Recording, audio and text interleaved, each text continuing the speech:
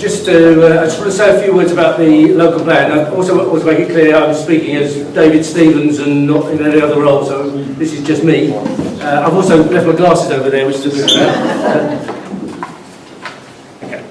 So on the 17th of April, the local plan hearing took place concerning Manston, and it was a very interesting meeting that a number of us attended. There were a number of discussions that took place, in fact one during an interval, basically exchanges between the inspector, the barrister for RSP and the barrister for TDC.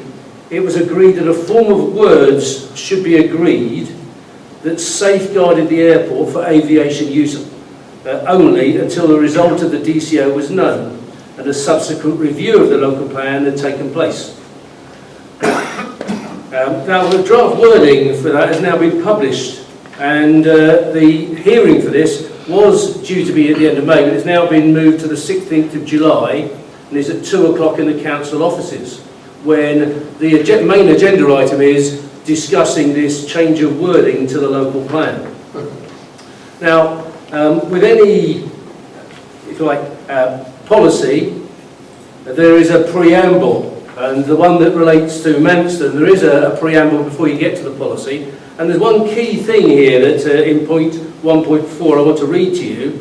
And this is from TDC, and it says, "The future of the site, Manston, is a matter of great importance, and the current status quo should therefore be maintained pending the outcome of the DCO process." Now, as you're aware, the current status is it's protected under EC4 for aviation use only, so it's stating very clearly that that status quo should be maintained.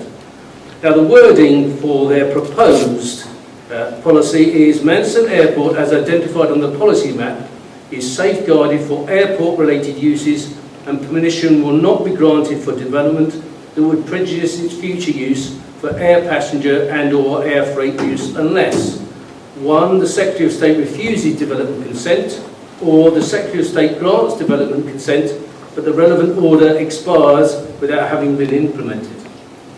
In the event of one or two above occurring, prior to the review of the plan, proposals for the development of Manston Airport will be determined in accordance with policies SP02 and SP021. Well, SP01 is a general implementation policy. Policy 2 is about economic growth, about the 5,000 jobs, and policy SP21 is about developing the countryside. So they're those policies without reading all those out.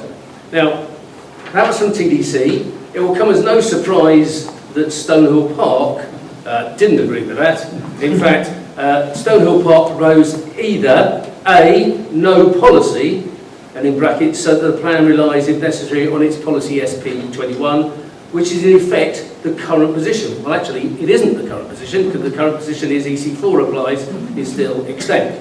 Or B, a temporary lorry park policy. So that's their intention. Again, you've heard a lot of reading here, so I won't spend time, but basically, RSP more or less agreed with TDC's wording with the odd bit of change. They're replacing airport with aviation, and instead of saying air passenger and or freight use, they say aviation. And also they've added a clause about any related legal challenge having been concluded.